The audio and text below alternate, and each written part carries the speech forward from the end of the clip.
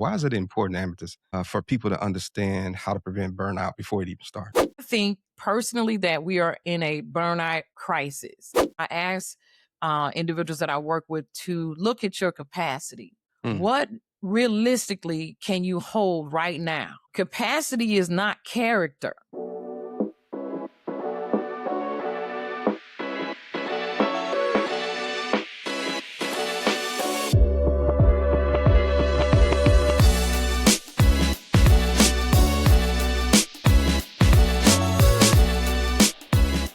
All right. Welcome to another edition of the Leadership Society podcast. It is 2026. Can you believe it?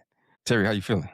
Man, I would say new me, but I like, I'm just moving it, keeping it moving forward, man. I don't know. I don't know. Some people say new year, new me.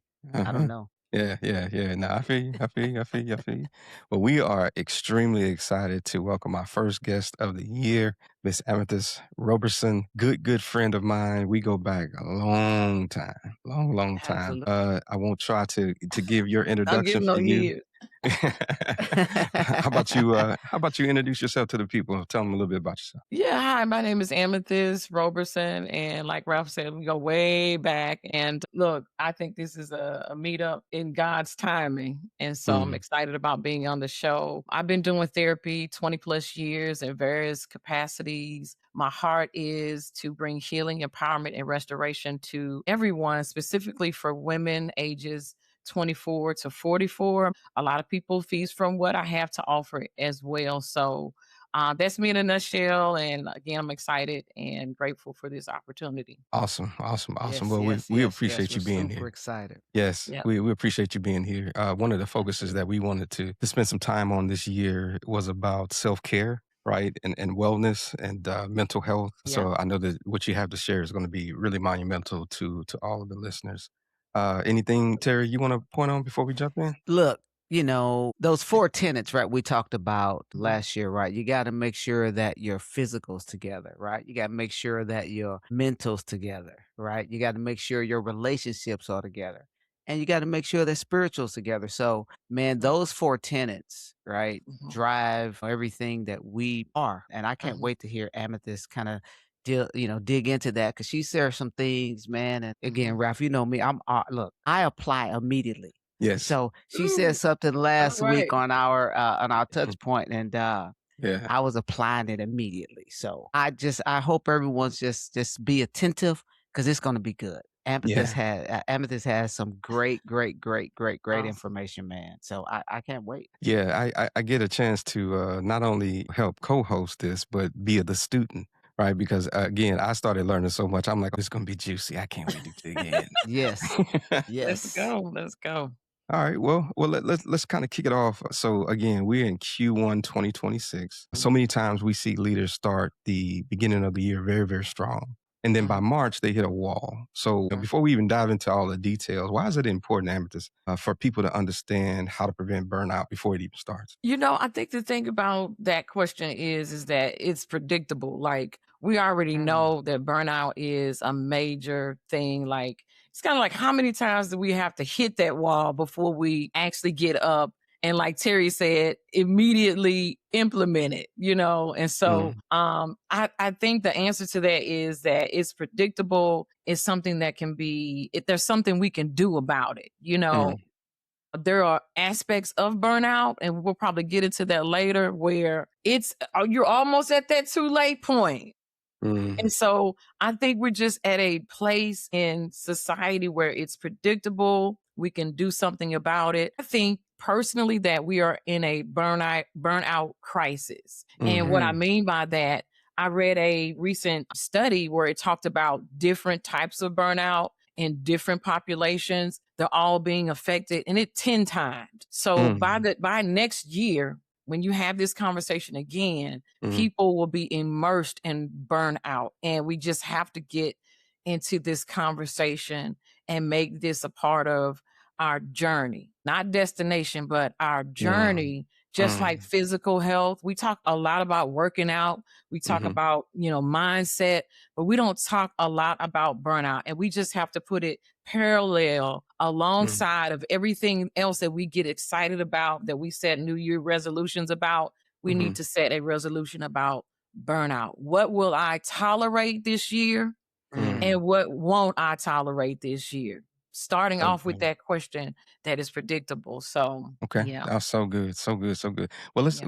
let's just go ahead and dive into the details. How do leaders prevent burnout before it starts? So, from your experience, what are some of the early warning signs leaders typically miss that burnout is already taking root in their lives? Oh my gosh, I can think of a million and examples, and I have to be careful just because of confidentiality. But like, I Hmm. have situations in my mind when you ask that question. Most leaders, corporate CEOs that I have worked with, they are dealing with burnout when it's too late. Mm, And so I think the conversation around the signs and the signals, and I talk a lot about how to focus on the data that your body gives you, is hmm, important to really discover. So one way that I do that is I ask individuals that I work with to look at your capacity. mm, What realistically can you hold right now? Capacity is not character.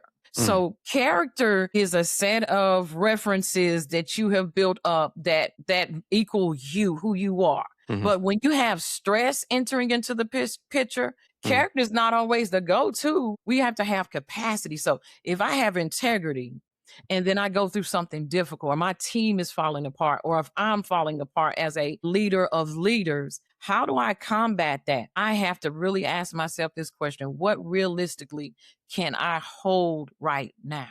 The mm, second one is I have to come in and understand my condition. What mm, condition am I in right now? What shape am I in? Like, again, if we focus on the physical aspect of it, mhm, if you haven't worked out in 3 years, you don't go in pumping weight, right? It's a mhm, gradual reps. It's a mhm, gradual step up to the next weight. Why? Because you don't want to strain your muscle. You want to mhm, overcome whatever muscle relaxing that you did over the last 2 years. You want to overcome that. That's your mhm, condition. mhm, So it is important for leaders to look at capacity, their condition, and then the last one is their courage. The courage is being able to face whatever, no matter what is coming at you, and allowing yourself not to be, um, I guess, focused on you being abandoned if you still do that thing. So mm, you're a leader. If you call yourself being a leader and you have to make a call that's not as welcoming to the crew, you mhm, still have to have the courage to say and do what you need to do. And so that would mhm, be what I would say. How do you gather yourself here at the beginning of the year? How do leaders really get in touch with who they are? Is mhm, really a stabilization factor. mhm, You mhm, have to stabilize yourself first, mhm, then offer solutions. mhm, So that's where the internal work comes in as a leader.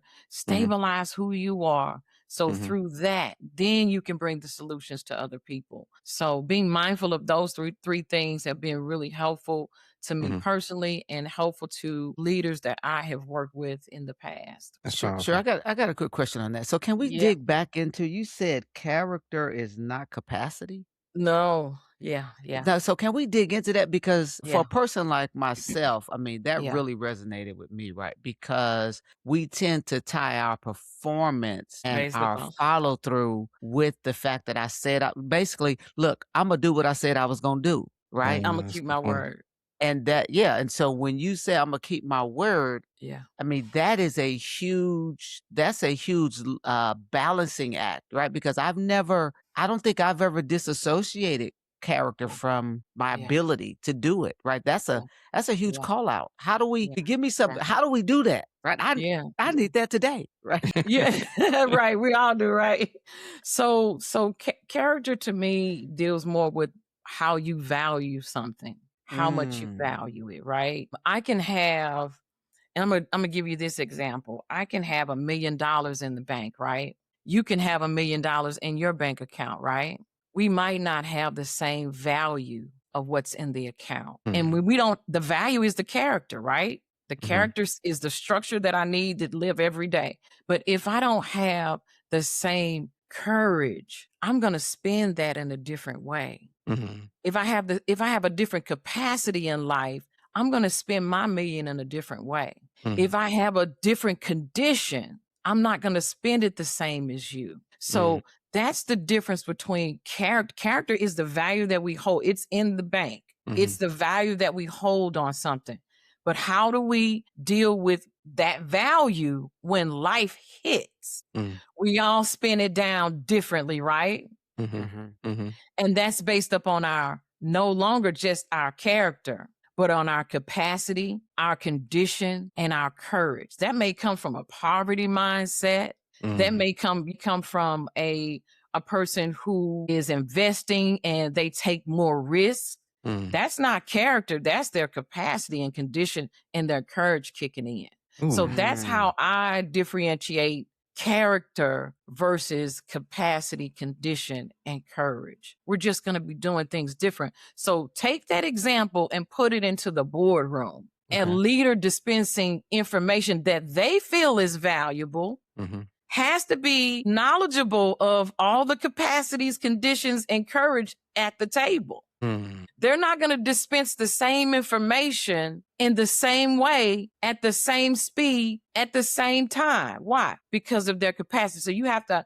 give, again, that's the data that we gather from our teams so that when we do give that value to them, we know what they're going to do with it. We Mm. know That's how they're good. not just do with it, but a thought just came, how they are going to handle what I gave them. And I think Okay. that's at the base core of every leader.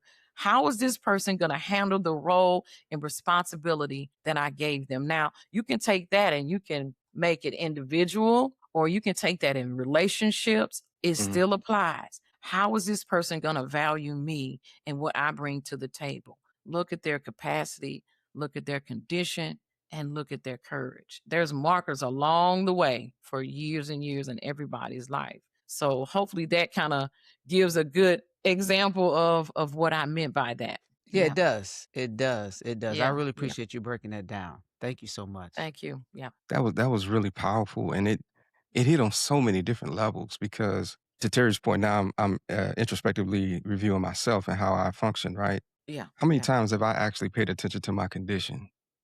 Because to Mm, Terry's point, my integrity saying that I'm going to get this done has yeah. overridden everything else. Do I have Yes. enough Wow. capacity to do it? That's Am I good even in a though. good am I even in a good place to get this done? Ooh, We wow. never consider that. No, we Yeah. don't. No, Yeah. It's just look, the job's got to the get job's got done. to get Performance. done. Right.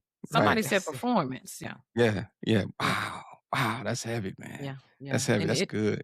it's a process. It's what we, it's what we learn over time Hmm. to compensate as well. But performance though, that is the key thing. Like when we get into performance mode, it's hard to think about those three aspects of our life. So it's Hmm. it's kind of easier said than done type of Right. Right.